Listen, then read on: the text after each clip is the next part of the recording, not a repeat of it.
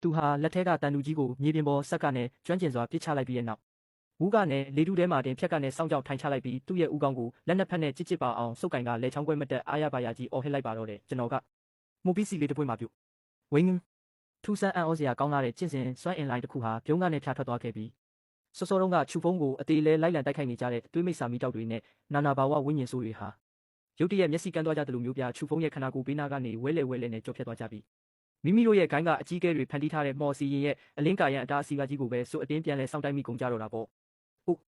ကဲ့ဝိညာဉ်နဲ့ဆင်အဆင့်ရှိတဲ့အကြီးအကဲ၄ယောက်ခါများရင်ဘတ်ထဲမှာတစ်ချက်တည်းနဲ့စိုးတက်သွားခဲ့ရရှာတယ်ဘာဖြစ်လို့လဲဆိုတော့သူတို့ထုတ်လွှတ်လိုက်တဲ့တိုက်ကွက်တွေအကုန်လုံးဟာတံပြန်တက်ရောက်မှုစွမ်းအားအဖြစ်ပြောင်းလဲသွားပြီးစောစောတုန်းကထက်ပုံမပြင်းထန်တဲ့စွမ်းပကားကြီးနဲ့သူတို့ကိုယ်တိုင်စီကိုပဲစွတ်အတင်းပြန်လဲရိုက်ခတ်လာခဲ့လို့ပဲကိုတောက်ဒါဘဲကလာတဲ့ငရဲကကြတဲ့ဆုံးကဝေမော်အတက်လဲဟာအကြီးအကဲ၄ယောက်ခမထိတ်လန့်တုန်လှုပ်စွာနဲ့အော်ဟစ်ညီးတွားရင်မိမိတို့ရဲ့မော်စွမ်းအင်တွေကိုစွတ်အတင်းပြန်လဲရုပ်သိမ်းမှုစူးစမ်းကြပေမဲ့လည်းအချိန်နှောင်းသွားခဲ့ပါပြီဗျာတွေးမိတ်စာအစီရင်ကြီးတစ်ခုလုံးဟာချက်ချင်းပဲအကြီးအကျယ်ပယမ်းပါတာဖြစ်သွားခဲ့ရရှာတယ်ဒီအချိန်မှာတော့ချူဖုံးတစ်ယောက်ကတော့တကယ်ထမိုးအစ်စ်လေးတစ်ပွင့်လိုမျိုးအလဲပဟိုမှာငိမ့်သက်အေးချမ်းစွာစောင့်ကြောင်လေးထိုင်နေခဲ့ပြီးသူ့ရဲ့ပတ်လဲမှာတော့ဝိညာဉ်ဆိုးတွေနဲ့မိစ္ဆာမိတောက်တွေကယူသွမတက်တောင်းကျမ်းလို့နေခဲ့တာပေါ့ဗျာနောက်ဆုံးမှာတော့အဲ့ဒီမော်အစီရင်ကြီးဟာအတွင်းထဲကနေကွဲထွက်လာတဲ့ပြင်းထန်လာတဲ့စွမ်းအားတွေကိုမခံနိုင်တော့ပဲဝုန်းကနဲ့အကြီးကျယ်ပောက်ကွဲပျက်စီးသွားခဲ့ရပါတော့တယ်ပလုတ်ဖူးဝိညာဉ်နဲ့ဆင်အဆင့်ရှိတဲ့အကြီးအကဲ၄ယောက်ခါများသွေးတွေပြုံးကနေအန်ထုတ်လိုက်ရပြီးကျိုးပြတ်သွားတဲ့ဆွန်တွေလိုမျိုးကောင်းကင်ရံထက်ကနေမြေပြင်ပေါ်ကိုဘုံလဲပြုတ်ကျကုန်ကြတော့တာပေါ့ဗျာချူဖုံးကတော့ဒီလိုအခွင့်ကောင်းကိုလက်လွတ်မခံပါဘူးဖြက်ကနေပြန်ထွက်လိုက်ပြီးအောက်ကိုပြုတ်ကျသွားတဲ့တန်တူကြီးကိုလေထဲမှာတင်ဖမ်းကင်ကအားရပါရဝေရန်ခုတ်ပိုင်းလိုက်ပါတော့တယ်ရှိုးဒိုင်းခရမ်းရောင်မိုးကြိုးလျက်စီအလင်းတန်းသားလေးခုဟာအလွန်ထက်မြက်လာတဲ့ဓာတ်သွားအလင်းတန်းတွေအဖြစ်ပြောင်းလဲသွားခဲ့ပြီအဲ့ဒီအကြီးကဲ၄ယောက်ရဲ့ဥကောင်းတွေကိုတစ်ချက်ထဲနဲ့ဖျက်တောက်ပစ်လိုက်ပါတော့တယ်ဗျာခိုင်းချုပ်ရွှေဘူးရတယောက်တော့ဒီမြင်ကွင်းကိုကြည့်ပြီးတကယ်ကိုယူသွမတက်ဒေါသချောင်းခွက်ထားသွားခဲ့ရရှာပြီပေါ့တနေ့လုံးမှာအစွမ်းထက်ပါတယ်ဟာဆိုတဲ့တွေးမိတ်စာခိုင်းကြီးရဲ့အကြီးကဲတွေဟာအခုတော့ပန်းပဲဆိုင်ကတန်တူဆုပ်တစ်ချောင်းကိုကင်ထားတဲ့မျိုးဆက်တစ်လူငယ်လေးတစ်ယောက်ရဲ့လက်ထဲမှာတယ်ကြက်ကလေးငှက်ကလေးလိုတက်ဖြတ်ခြင်းခံလိုက်ရတာကိုဗျမင်းလိုခွေးတရိတ်ဆန်ကောင်လေးငါကိုယ်တိုင်မင်းကိုအသားဆုပ်ဖြစ်အောင်ဆုပ်ဖြဲပြစ်မယ်ကွာရွှေဦးရောက်ကိုယ်တိုင်ချက်ချင်းပဲဒေါသတကြီးနဲ့အားချင်းဝင်ရောက်တိုက်ခိုက်ပါတော့တယ်သူ့ရဲ့ကိုယ်ပေါ်ကနေထွက်ပေါ်လာတဲ့ဟင်းလင်းပြင်တန့်စင်ခြင်းအစင်အရဲ့ကြောက်မက်ဖွယ်ကျင့်စဉ်အဖိစီးကြီးဟာတရုတ်ပြည်ကထိုင်ရှန်တောင်ကြီးဝုန်းကနေဖိနှိပ်ကြဆင်းလာတယ်လို့မျိုးပြင်းထန်လွန်းတာကြောင့်မြို့ငယ်လေးတွေကအင်ဂျီအဆောက်အုံတွေအကုန်လုံးဟာတဆက်ဆက်နဲ့တုံရင်သွားခဲ့ရရှာတာပေါ့သူ့ရဲ့လက်ထဲမှာတော့အေယာမသွေးနီရောင်ဓာတ်ရှိကြီးတစ်စင်းဟာဝုန်းကနေထွက်ပေါ်လာခဲ့ပြီးဟင်းလင်းပြင်ကိုစုပ်ဖြဲလျက်ဆူဆူရှာရှာမြည်ဟိမ့်တန်ကြီးနဲ့အတူချူဖုံးရှိရာဘက်ကိုထိုးနှိုက်ဖျက်ချလိုက်ပါတော့တယ်ဒီတိုက်ကွက်ဟာချူဖုံးရဲ့ထွက်ပြေးမဲ့လမ်းကြောင်းတွေအခွင့်အရေးတွေအကုန်လုံးကိုအသစ်သက်ပိတ်ဆို့ထားတာမို့ချူဖုံးခများရှောင်းတိန်မှုဘာအခွင့်အရေးမှမရှိတော့ဘူးဗျာဒီလိုနဲ့ချူဖုံးတယောက်မြေပြင်ပေါ်မှာထပ်ပြီးစောင့်ကြောက်ထိုင်ကမှုပီးစီလေးဖြစ်ဟန်ဆောင်ဖို့ပြင်ဆင်နေတဲ့အချိန်မှာလည်းပန်းမဲဆိုင်လေးရဲ့အတွင်းဘက်ကနေဆူရှာပြီးအေးဆက်လာတဲ့အော်ဟစ်တန်တစ်ချက်ထွက်ပေါ်လာခဲ့ပါတယ်အကိုကြီးအနောက်ကိုဆုပ်လိုက်တော့ကြည့်လိုက်တော့မိเจ้าရေခွန်နဲ့ချုပ်ထားတဲ့ရုပ်ဆိုးဆိုးခါကြီးကိုဝစ်ဆင်ထားပြီးကျင်းနီအောင်ထန်းရှင်းတွေးထားတော်ကြီးခါကိုလွှဲထားတဲ့ဒေါသမင်းသမီးလေးမူရွှဲတယောက်ခြံဝင်းထဲကနေကြားတကောင်လိုလှမ်းထွက်လာခဲ့တာဗျာသူမဟာဓာတ်ကိုအိမ်ကနေဆွဲမထုတ်ပါဘူးအဲ့ဒီအစားလေးကိုရှူးကားနဲ့ဝါအောင်တစ်ချက်ပြင်းပြင်းရှူသွင်းလိုက်ပြီးမျက်လုံးအစုံကိုစုံမိတ်လျက်သူမရဲ့လက်နှစ်ဖက်ကိုခါးပေါ်မှာအစင်မပြေစွာနဲ့ထောက်လိုက်တာပေါ့သူမရဲ့ဘဲဘက်ခြေထောက်ကိုအရှိကိုတလန်းလှမ်းလိုက်တဲ့အချိန်မှာတော့ရှက်သွေးဖြန်းပြီးရဲတွနေတဲ့သူမရဲ့မျက်နှာလေးဟာအမက်လိုနေတဲ့ပန်းတိနီနီကြီးအလုံးလိုဖြစ်နေခဲ့ရှာတာပေါ့ဗျာသူမဟာမြေလမ်းမတက်ပြင်းထန်လာတဲ့ခိုင်းချုပ်ကြီးရဲ့ဓာတ်ချက်ကြီးကိုတိတ်တိတ်ရင်ဆိုင်ရင်တွားကိုတင်းတင်းကြိတ်ကကောင်းကင်ရံကြီးကိုမော့ပြီးသုံးချိန်တိုင်အော်ဟစ်လိုက်ပါတော့တယ်ဆုတ်ဆန်းဝုန်းစကလုံးတွေနဲ့ဖော်ပြလို့မရနိုင်တော့အောင်တကယ်ကိုထူးဆန်းဆန်းပြလာတဲ့အစွမ်းတတိကြီးတစ်ခုဟာမူရွှဲရဲ့ခန္ဓာကိုယ်ထဲကနေပြုံးကနေပောက်ကွဲထွက်ပေါ်လာခဲ့ရရှာတယ်ဒီနေရာမှာဗာမျက်စိကျိန်းလောက်တဲ့အလင်းတန်းတွေနားကွဲမတက်ကျေလောင်လာတဲ့မြေဟိမ့်တန်တွေဘာမှထွက်မလာပါဘူးဗျအဲ့ဒီအစားစောစောတုန်းကမိုးကောင်းကင်ရံမှာချင်းချောက်ပြီးဓာတ်နဲ့ထိုးခုတ်နေတဲ့ခေါင်းချုပ်ကြီးရွှေဝူရဟာသူ့ရဲ့အေယာမသွေးသားကြီးနဲ့အတူဗီဒီယိုကိုအနောက်ပြန်ရလိုက်တယ်လို့မျိုးဗျာကမူရှူထိုးနဲ့တားဆီးလို့မရနိုင်အောင်ပဲအနောက်ဘက်ကိုဦးကနဲ့လွတ်ထွက်သွားခဲ့ရရှာတော့တာပေါ့တင်မကသေးဘူးဗျာသူတယောက်တည်းတင်မကပဲကောင်းကင်ရံထက်မှာကြံရစ်ခဲ့တဲ့တွေးမိတ်စာကိုင်းရဲ့တပည့်အကောင်ပေါင်းရာကနန်းလုံးဟာလည်းအဲ့ဒီမမြင်ကွယ်မြတ်စွမ်းအားစုကြီးရဲ့ရိုက်ခတ်မှုကြောင့်ဝူးဖြတ်ဆိုပြီးမြို့ငယ်လေးရဲ့အပြင်ဘက်ဟိုတောင်ကုန်းတောင်တန်းတွေရဲ့အထက်ကနေကောင်းကင်စွန်းစီကိုဒုံးပြန်တွေလိုလွတ်ထွက်သွားကြတော့တာဗျာနောက်ဆုံးမှာတော့သူတို့အဖွဲ့ကြီးတစ်ခုလုံးဟာကောင်းကင်ပြကြီးရဲ့အဝေးဆုံးမိုးကုတ်စဝိုင်းစီမှာအနက်ရောင်အဆက်ပြောက်လေးတွေအဖြစ်ပြောင်းလဲသွားပြီးစုစုပေါင်း10မိုင်မကဝေးလံတဲ့အရက်ဒေတာစီကိုလွင့်စင်ကွယ်ပြောက်သွားခဲ့ရရှာတော့တာပေါ့ဗျာလက်ထဲမှာတန်တူကြီးကိုကင်ထားတဲ့ချူဖုံးခများဘာမှမရှိတော့ပဲဟာလာဟင်းလင်းဖြစ်ကြံခဲ့တဲ့ကောင်းကင်ပြင်ကြီးကိုကြည့်ပြီးပါဆက်ကြီးအဟောင်းသားနဲ့နှက်ခမ်းတွေတဆက်ဆက်တုံရင်လျက်မြင့်တက်ကြံရစ်ခဲ့ရရှာတယ်ဂျူနီယာညီမလေးရာမင်းရဲ့ဒီလူသားအမြောက်မြန်တိုက်ကွက်ကတော့ဘယ်နဲ့ကြိမ်ပဲကြည့်တကယ်ကိုစုလက်မရှိအထိပ္ပယ်မရှိတော့အောင်ကိုကြောက်စရာကြီးပါလားဗျာမူရွှဲခမရတော့ရှက်လုံးလို့လက်နှစ်ဖက်နဲ့မျက်နှာကိုအုပ်လိုက်ပြီးခြံဝင်းထဲကိုဝုန်းတိုင်းကျဲနဲ့ပြေးဝင်ပုံအောင်သွားခဲ့ရှာတော့တာပေါ့တောက်ရှက်စရာကောင်းလိုက်တာဒီလိုမျိုးလူပုံအလဲမှာអော်ရတာတေးရတာထက်တောင်ပိုပြီးခံရခက်သေးတယ်ဗျာ မြို့သူမြို့သားတွေကတော့ဘာအန္တရာယ်မှမရှိတော့မှန်းသိသွားတဲ့အခါသတင်းပေါက်တွေကိုအသာလေးဟာပြီးတစ်ချက်မှတိမ်တိုက်မရှိပဲကြည်လင်နေတဲ့ကောင်းကင်ကြီးကိုမော့ကြည့်လိုက်ကြတာပေါ့အဲ့ဒီနောက်သူတို့အားလုံးဟာဘာမှမဖြစ်ခဲ့တယ်လို့မျိုးပဲနားလည်မှုအပြည့်နဲ့မျက်နှာလွှဲကမိမိတို့ရဲ့နေ့စဉ်လုပ်ငန်းဆောင်တာတွေကိုအေးအေးလူလူပဲဆက်လက်လုပ်ကင်သွားကြပါတော့တယ်ဗျာဒီလိုလဲရှိသေးတာဗျာတကယ်တော့ဒီပန်းပဲဆိုင်ကြီးရဲ့ဘေးနားမှာနှစ်ပေါင်းများစွာကြာအောင်နေထိုင်လာခဲ့ကြတဲ့မြို့သူမြို့သားတွေခင်ဗျာနေတိုင်းလိုထူးဆန်းတာတွေမြင်တွေ့နေရလုံးလို့တွေးကြောတွေတော်တော်လေးကိုတန်မာပြီးအာယုံကြောတွေပါထူထဲထုံချင်ကုန်ကြပြီကိုဗျအခုလိုမျိုးမိစ္ဆာကျင့်ကြံသူအုပ်စုလိုက်ကြီးကောင်းကင်ဘော်ကနေလွင့်ထွက်သွားတာပဲဖြစ်ဖြစ်နောက်ဆုံးနတ်ဖျားတပါပါကောင်းကင်ကနေမြေပေါ်ကိုပြုတ်ကျလာတာပဲဖြစ်ဖြစ်သူတို့စိတ်ထဲမှာတော့အော်ဟောဟိုကပန်းပဲဆိုင်ကဆရာကြီးဖန်တယောက်ထုံးစံအတိုင်းထူးဆန်းတဲ့တီထွင်မှုအသစ်တစ်ခုခုကိုထပ်ပြီးစမ်းတက်နေပြန်ပြီးစမ်းတော့မစမ်းပါဘူးဆိုပြီးတော့ပဲတယောက်နဲ့တယောက်စိတ်ထဲကနေအလိုလိုနားလည်ထားကြတော့တာပေါ့ဗျာတစ်ဖက်မှာတော့မိုင်းလန်းဝေးတဲ့10မိုင်ခန့်အကွာက6ကက်လာတဲ့တောင်ကုန်းကြီးပေါ်မှာပေါ့ဗျာခိုင်းချုပ်ရွှေဦးရခါများ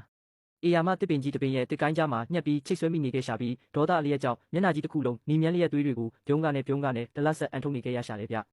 တောက်ဒါဘာကောင်ရဲ့ဆုံးကဝေအတက်လဲဟာငါကတကဘာလုံးမှာလက်ချိုးရည်လို့ရတဲ့ဟင်းလင်းပြင်တန့်စင်ခြင်းအဆင့်မဟာကျင့်ကြံသူကြီးဗျာအဲ့ဒီကလေးမလေးရဲ့အင်ဂျီဆုံးကိုတောင်မထိရသေးဘူးဘာဖြစ်ချက်မှမရှိပဲအကြောင်းရင်းမရှိကောင်းကင်ဘော်ကနေလွင့်ထွက်လာခဲ့ရတယ်လို့ဒီသတင်းသာကျင့်စဉ်လောကထဲပြန့်နှံ့သွားရင်ငါတို့သွေးမိတ်ဆာခိုင်းရဲ့မျက်နှာကိုဘယ်နာသွားထားရတော့မလဲသွေးမိတ်ဆာခိုင်းရဲ့တပည့်အကုန်လုံးငါအမိန့်ကိုနာခံကြစမ်း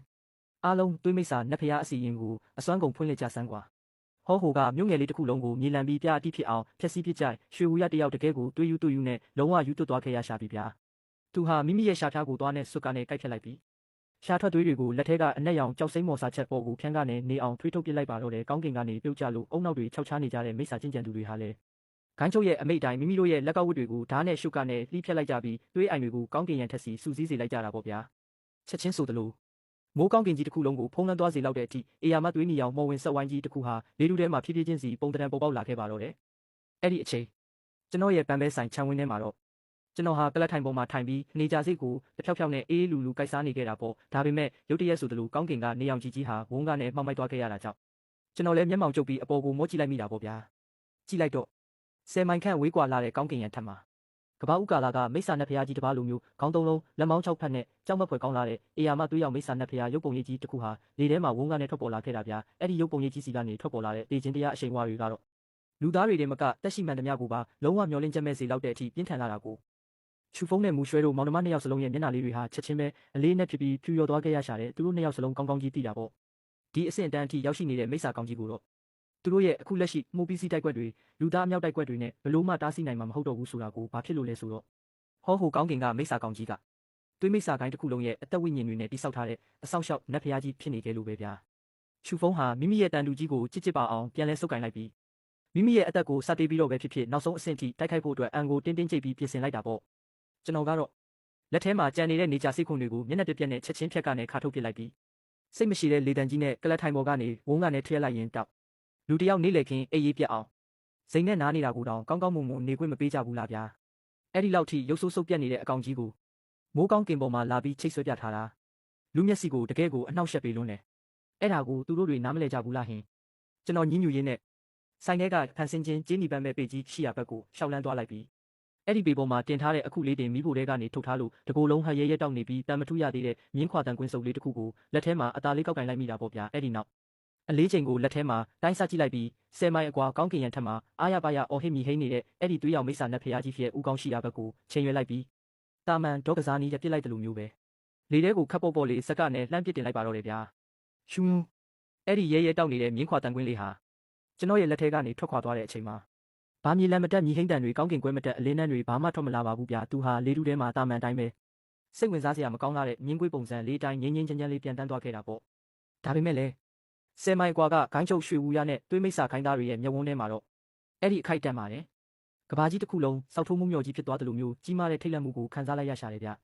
ဘာဖြစ်လို့လဲဆိုတော့ဟိုးအဝေးကနေပြန်တန်းလာတဲ့အဲ့ဒီမြင်းခွာတန်ကွင်းစုပ်လေးဟာသူတို့ရဲ့မျက်စိရှိမောက်ကိုရောက်လာတဲ့အခါမှာတော့ကဘာဦးကောင်းကင်ပုံရဲ့တရားကိုကြီး Heavenly Dale တောင်မှအကြောက်လန့်တကြားနဲ့အနောက်ကိုစုပ်ပြေးရလောက်မဲ့အထိကြောက်မက်ဖွယ်ကောင်းလာတဲ့စွမ်းပကားကြီးကိုစောင့်ကျင်းလျက်အေယာမကောင်းကင်ရံကြီးတစ်ခုလုံးကိုဖုံးလွှမ်းသွားတဲ့အထိကြီးမားလာခဲ့လို့ပဲကိုပြပြင်းဟာ10မိုင်မကတဲ့ဟင်းလင်းပြင်ကြီးတစ်ခုလုံးကိုတစ်စက္ကန့်တည်းနဲ့ဖြတ်တန်းသွားခဲ့ပြီးဖုံးအတန်ကျဲကြီးထွက်ပေါ်မလာပဲအဲ့ဒီမြင်းခွာတန်ကွင်းလေးဟာကောင်းကင်ရံထက်ကအေယာမမိစ္ဆာနတ်ဖျားကြီးရဲ့နဖူးပြင်တက်တဲ့အစီကိုတိကျလွန်းစွာနဲ့ဒုံးကနေသွားရောက်ထိမှန်ပါတော့တယ်ဗျာကျင့်စဉ်လောကမှာတော့မဟာယာနအဆင့်ကျင့်ကြံသူကြီးတွေရဲ့တိုက်ကွက်ကိုတောင်မှအေးအေးလူလူခံနိုင်ရရှိပြီးဘယ်တော့မှတည်ဆုံးခြင်းမရှိပါဘူးဆိုတဲ့အဲ့ဒီသွေးမိစ္ဆာနတ်ဖျားကြီးခင်ဗျာ အော်ဟစ်ညီးတွားဖို့တောင်အချိန်မရလိုက်ပါဘူးဗျာအဲ့ဒီမြင်းခွာတန်ကွင်းလေးနဲ့ထိမိယုံတင်အနဲ့အထိုးခံလိုက်ရတဲ့လေဖောင်းပူဖောင်းကြီးတစ်လုံးလိုမျိုးဝုန်းကားနဲ့ပောက်ကွဲသွားခဲ့ရပြီးတစ်ချက်တည်းနဲ့တင်မဲ့သွေးမြူမှုန်တိမ်တိုက်ကြီးအဖြစ်ကိုပြောင်းလဲပျက်စီးသွားခဲ့ရရှာတော့တာပေါ့ဒုံလုံးသူ့ရဲ့အနောက်ဘက်မှာရှိနေတဲ့အေယာမစိတ်ငြိမ်လှတဲ့တောင်ကုန်းတောင်ကြီးတစ်ခုလုံးဟာလေဒီတိုက်ပွဲရဲ့အရှိန်အဝါကြောင့်ချက်ချင်းပဲမြေပြန့်တိဖြစ်သွားခဲ့ရရှာပြီးကြောက်မက်ဖွယ်ကောင်းလာတဲ့ကအေယာမ6ကမ်းပါတွင်းကြီးအဖြစ်ကိုပြောင်းလဲသွားခဲ့ရရှာတော့တာပေါ့ဗျာအသက်မသေးပဲကြံရစ်ခဲ့ကြတဲ့သွေးမိတ်ဆာကိုင်းရဲ့တပည့်အကောင်တွေခင်ဗျာတော့အကြီးအကျယ်ထိတ်လန့်တုန်လှုပ်သွားကြပြီးတကိုယ်လုံးတစ်ဆက်ဆက်တုန်ရင်လျက်မြေပြင်ပေါ်မှာဒူးထောက်ပြီးအသက်ဘေးကနေလွတ်မြောက်ဖို့အတွက်တောင်းပန်တိုးရှိုးကုန်ကြတော့တာပေါ့လေထုထဲမှာတော့ထူထပ်လာတဲ့သွေးညီနှန်းတွေနဲ့တူလွန်ကဲလာတဲ့ကြောက်ရွံ့ခြင်းအရှိန်အဝါတွေကသာဖုံးလွှမ်းလို့နေခဲ့ပါတော့တယ်ဗျာဒီအချိန်မှာတော့ကျွန်တော်ရဲ့ပန်းပဲဆိုင်လေးထဲမှာပေါ့ဗျာကျွန်တော်ကတော့လက်နှစ်ဖက်ကိုဖက်နဲ့အသားလေးခါပုတ်လိုက်ပြီးဘေးနားကခြူဖုံးကိုလှည့်ကြည့်ရင်ကဲတပည့်ကြီးမင်းရဲ့မိသားစုအတွက်ကလစ်စားစရင်ကိုတော့ငါဆရာဖြစ်တဲ့သူကတခါတည်းနဲ့အပြည့်ရှင်းပေးလိုက်ပြီနော်ရင်ထဲမှာကျင်းနေသွားပြီမဟုတ်လားဟင်အားဆိုပြီးတော့ပဲအပြုံးလေးနဲ့မေးလိုက်ပါတော့တယ်ဗျာ